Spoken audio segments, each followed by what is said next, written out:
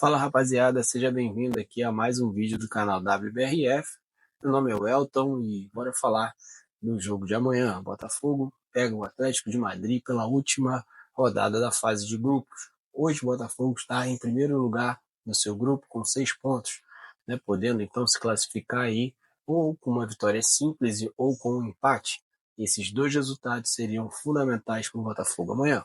Mas a gente sabe que o Botafogo precisa entrar com toda a atenção do mundo, né, contra o Atlético de Madrid. O Atlético de Madrid não é um time simples, não é um time fácil, não é um time comparado nem mesmo ao Chelsea, nem o Borussia Dortmund. Para mim está acima desses dois clubes, acima desses dois times, ficando abaixo um pouco ali do Paris Saint-Germain, do Real Madrid e do Barcelona, né? Então, se a gente fosse aqui colocar em prateleiras, eles estariam na segunda prateleira. Sendo que já fez frente ao Real Madrid, né? E também ao Barcelona. Ganhou do Barcelona pela La Liga, empatou com o Real Madrid, tá? E foi eliminado apenas nos pênaltis na UEFA. Isso mostra também como o time, né, do Atlético de Madrid é um time qualificado, time competitivo. Então o Botafogo tem que entrar com a atenção que entrou contra o Paris Saint-Germain para não dar nenhuma bobeira. Até porque se a gente amanhã, né, perder de 3 gols de diferença, estaria fora da classificação para as oitavas. Olha quão importante é o jogo amanhã.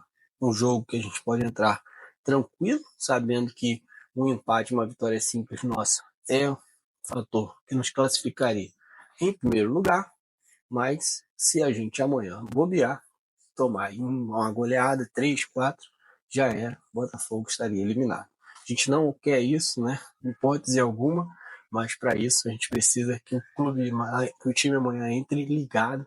E se eu fosse, meu Renato Paiva repetiria aí a escalação, de repente colocando o Cuiabano, né, para tentar dar mais força, mas a gente não sabe também como está fisicamente cada jogador. Então o Atlético de Madrid, como eu disse, é um adversário difícil e o cenário amanhã é esse, né? Vencendo e empatando em primeiro lugar, passaria em primeiro lugar, né? E caso o Botafogo confirme essa classificação em primeiro lugar, vai pegar o segundo lugar do grupo A. Hoje pode ser, né, tanto o Inter de Miami como o Porto, né, que ainda está definindo, e também pode acontecer do Palmeiras vir para o segundo lugar, e aí a gente teria uma oitava de finais com esses clubes.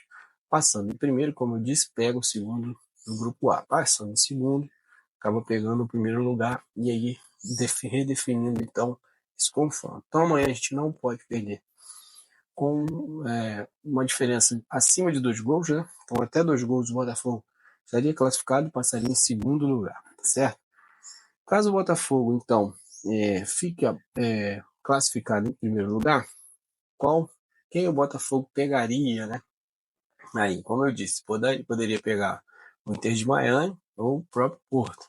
E esse jogo, né, no Botafogo, caso ele passe em primeiro lugar, será em Atlanta. O Botafogo viajaria para pegar ou o Inter de Miami ou o Porto, né? Caso esse cenário se coloque aí, né? Seria lá em Atlanta. Caso o Botafogo passe em segundo lugar, ele vai para Filadélfia, né? E pode pegar até o Palmeiras terminar lá em primeiro lugar no seu grupo. Então essa é a situação do Botafogo no momento, né? Então a gente tem que amanhã abrir os olhos, né? Ter mais atenção para não dar bobeira e perder um resultado de 3 gols para cima, né? E aí, se caso a gente haja uma derrota, caso aconteça uma derrota, a gente tem que pensar numa derrota simples. Lógico que se o Botafogo tomar gol, né, que a gente perde, que a gente espera é que os jogadores não se assustem, não fiquem, né, apavorados ali com o gol. Que mantenham a calma e tentem, a partir dali, equilibrar o jogo. Mas a gente acredita que o Botafogo vai entrar com a disposição que entrou contra o Paris Saint-Germain e vai tentar fazer um resultado positivo, que não é nada impossível. Mas não é fácil. Não é impossível, mas não é fácil, tá certo? Então, antes da gente terminar em relação a esse assunto aqui no nosso vídeo, falar da situação do Jair, O Jair que estava aí negociando, né, para o Nottingham Forest, agora já está sendo divulgado que ele não quer ir, não quer ser vendido agora, quer terminar a temporada, um ano aqui no Botafogo, né? Então o Jair, que estava sendo especulado no Nottingham Forest, está então demonstrando desejo de permanecer no Botafogo. Isso aí é uma questão importante, né? Isso nos leva a pensar na falácia que muitas das vezes a imprensa tenta jogar para cima da gente, que é aquela falácia de que os jogadores passam pelo Botafogo com a intenção de ir para a Europa. Todos os jogadores que vêm para o Botafogo, a imprensa vem e fala, não, é só por um tempo aqui para ir para a Europa, né? Ninguém quer jogar no Botafogo. Mas não é isso que a gente tem visto, não. Né? O Jair, agora, falando que não quer sair do Botafogo. O próprio Luiz Henrique já deu entrevista recente dizendo que também não queria sair do Botafogo. É lógico que são questões de negócios, né? Questões de movimentação, né? De capital, a gente sabe disso. E muitas das vezes é necessário vender, né? Para fazer dinheiro. Então, basicamente, a questão não é só a vontade do jogador, mas também dizer que o jogador já vem com a intenção de sair é também uma falácia grande que a grande imprensa faz aqui com o Botafogo o tempo todo, né? E a gente já viu isso acontecer, não vai deixar de ver, né? Mas porque a imprensa aqui tem uma má vontade incrível com o Botafogo. É igual o que está acontecendo agora em relação ao campeonato mundial, né? Com os times europeus, né? Começando então a falar sobre essa questão dos times europeus estarem deixando o campeonato de lado, né?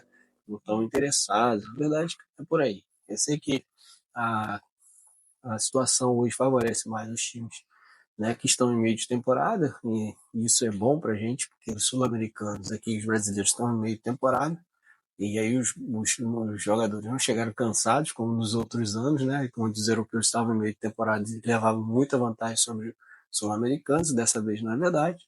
Estão jogando num clima mais quente do que na Europa, isso também favorece aqui nossos times, isso tudo é muito verdade, tudo está acontecendo, mas também a gente tem que ponderar bastante, né?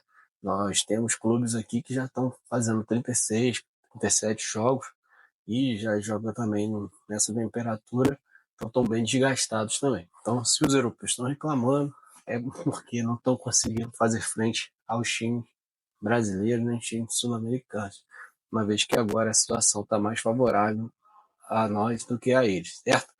Bom, gente, então é isso. Queria deixar esse vídeo aqui. Se você gostou, segue aí o nosso canal, né? Curte o vídeo, compartilhe, deixe seu comentário para a gente trocar aquela ideia aí, né? Um abraço e até a próxima.